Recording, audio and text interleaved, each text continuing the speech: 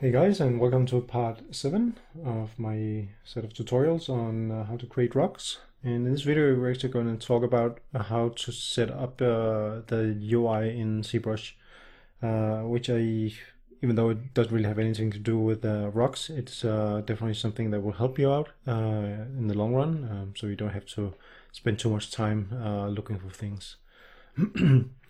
So when you first start up the application and go up on the preference, actually first when I started this, I saw these menus and I was like, what the is going on? I couldn't figure anything out. I just ended up giving up and clicking on something in the viewport because I honestly, it was so confusing. So if you feel somewhat the same way, yeah, just know that it's I guess it's normal. So if you go in the config at the top under preferences and click restore standard UI, this is probably something the way it will look for you. So first of all, the way to set up your UI.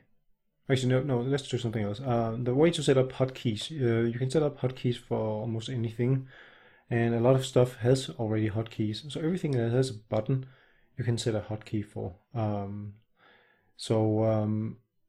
In order to set a hotkey, you want to hold down, if you want to have a hotkey for Lightbox, for example, for some reason, you hold down Alt and Control, and then click.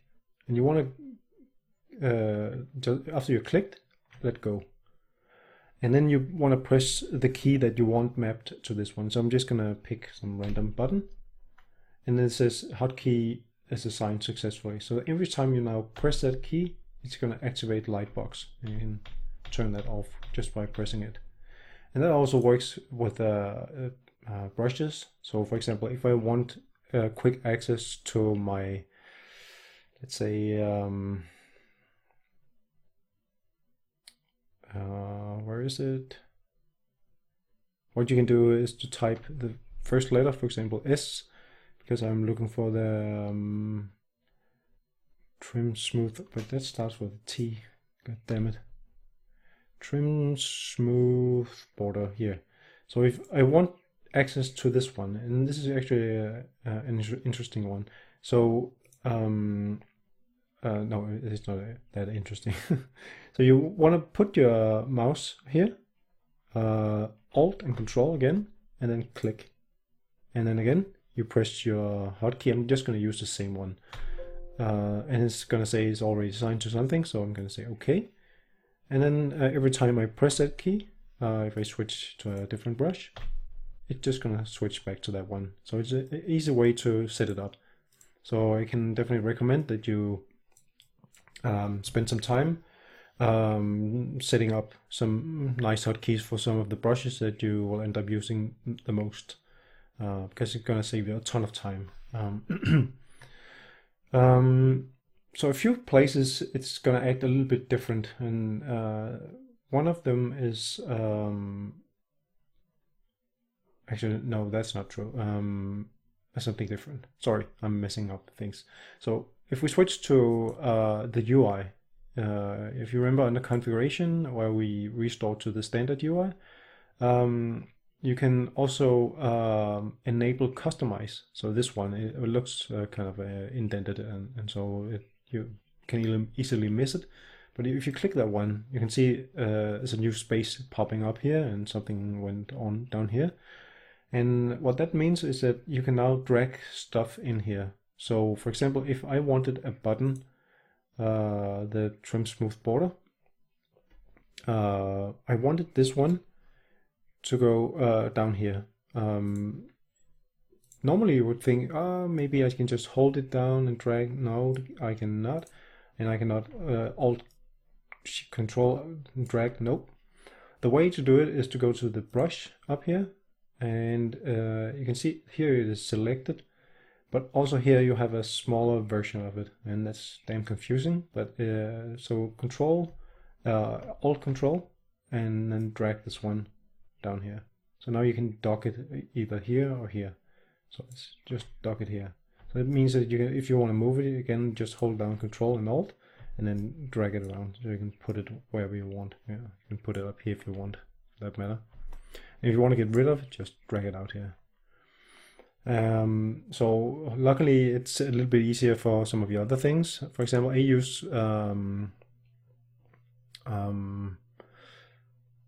Dynamesh quite a lot. So, and I like to see if I have Dynamesh on or not and be able to turn it on and off easily without having to go to the geometry, going in on the Dynamesh, which is now open, but it might not be, and then clicking it. So instead I Control Alt drag this one up here and just dump it here.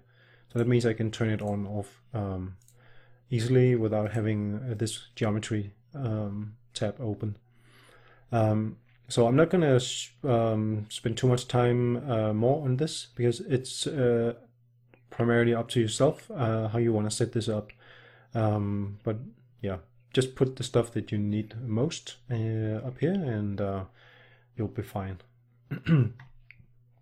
Finally, one more thing. You have this area out here. You can see I have we have material right now.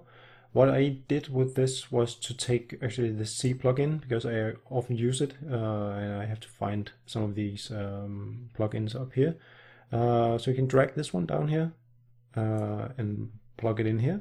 So once you save your settings, it's going to be accessible from there. So I don't use the materials apparently, so just got rid of that. And maybe you could put also the alpha out there. And if you want to collapse it, you just click on the name. So and then you can also collapse it again. So every time you open this one up, you have them easy accessible out here. You don't have to drag them over and so on. So it saves a little bit of time. So once you're done with your setup and you're happy with it, don't forget to save them. What I like to do is to both store the configuration. Actually, first of all, I usually disable this one and then I store my configuration. I'm going to do it because I'm going to overwrite it. This is going to store the way it's going to be loading initially every time you start ZBrush. But I've seen sometimes it screws up my UI, so I actually saved a copy of my UI on my in a custom folder here. Here's my Jonas CUI.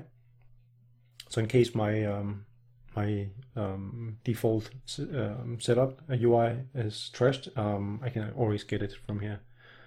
And about the hotkeys, they are saved separately. So you also need to remember to go to hotkeys and do the same, store and save if you want to save a copy of them as well. So you need to do both of these things in order to get it saved.